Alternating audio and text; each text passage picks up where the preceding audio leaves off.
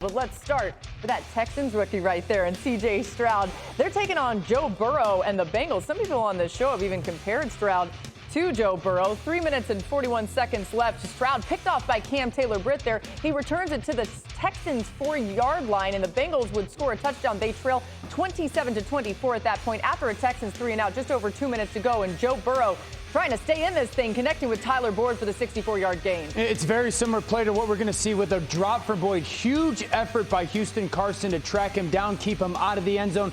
Laura, you mentioned it gets the 3rd and goal. One of the more sure-handed wide receivers in the NFL crosses that linebacker's face and just drops that pass. Just could not bring it in. So then that means the Bengals settle for a field goal. The game's tied at 27. Under 15 seconds left. Texans 2nd and 5, the Bengals 42, and Stroud to Noah Brown. He fights forward for the 22-yard gain, and the Texans in field goal range. So 5 seconds left. Texans bringing out Matt Amendola for the 38-yard field goal, and it's good. That means they win. So the Texans beat those Bengals 30-27. C.J. Stroud loves it. He's been a whole lot of fun to watch this year, and it was Stroud's 3rd game with 350 or more passing yards. That's already tied with Andrew Luck and Cam Newton for the most by a rookie in NFL history.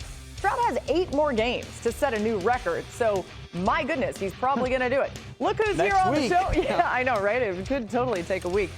We're over here. That's Dan Orlovsky. And we've also got these two guys who are all bundled up out there in Buffalo. Okay? Marcus and RC are joining us from Buffalo.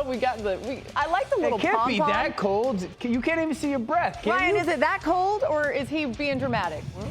It is the wind. This wind is out here cutting. I'm talking about cutting like shinobi, samurai sword, all through.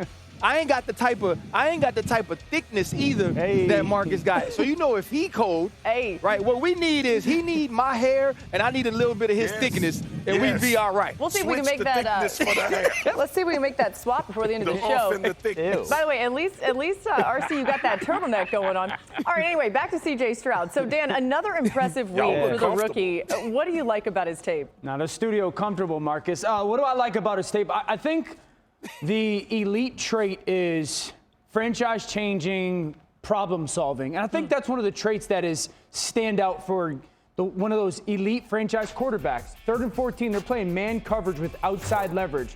You get motion. Now, the tight end has to win. He has to show you that he's going to win.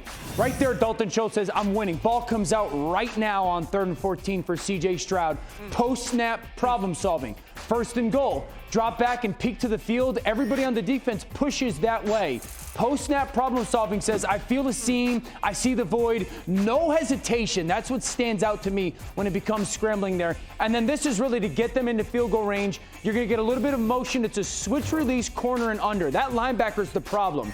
If he stays there, he's going to intercept this pass. But CJ moves him just subtly and then realizes ball's got to come out right now to Noah Brown before that linebacker Pratt can come back and make that hit. I think we often ask these questions with all quarterbacks, certainly young ones. Are they franchise quarterbacks? And I think the trait that I'm starting to appreciate the most with the young guys is, are you elite at problem solving? Because that's the story on a play-to-play basis, playing quarterback in the league. And CJ, every single week, post-snap, becomes great at that. Yeah, I think we can all agree that he's a star, right? But Marcus, it's not just Stroud because the offense is helping him in some ways. What are they doing to make his life a little bit easier? Yes.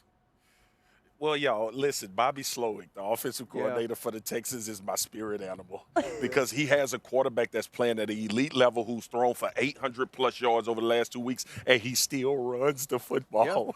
I think it's getting lost that Devin Singletary had 30 carries for 150 in this football game. And nobody, listen, DJ Reader is one of the better run stoppers. Trey Hendrickson is not your conventional defensive end that we see in the league now. He's heavy-handed and defends the run well. But this is one of the unsung things that people aren't talking about with the Houston Texans. Make no mistake about it. C.J. Stroud is playing out of his mind, placing the ball where he needs to. We ooh and ah over throws that he's making.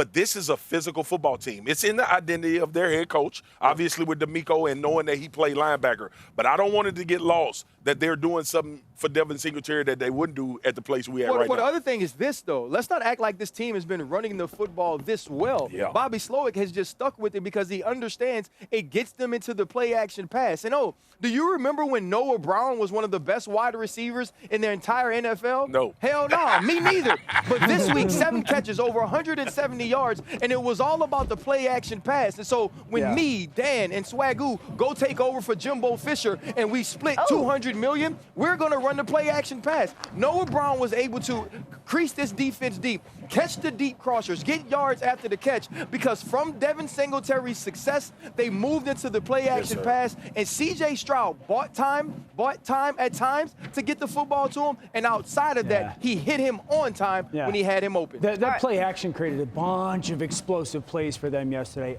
against a very good defense. Yeah, it looked like a whole lot of fun. And by the way, RC, you didn't mention me going with you guys to replace Jimbo, but that's okay because if y'all all leave, I'll just do all your jobs right here. You're going to be the athletic director. Okay, true. You're going to be the athletic director, though, Boogie, I done buttoned my suit jacket. To the wrong thing. I buttoned my suit jacket to the outer coat. That looks like one of those I'm struggling trends out over here, y'all.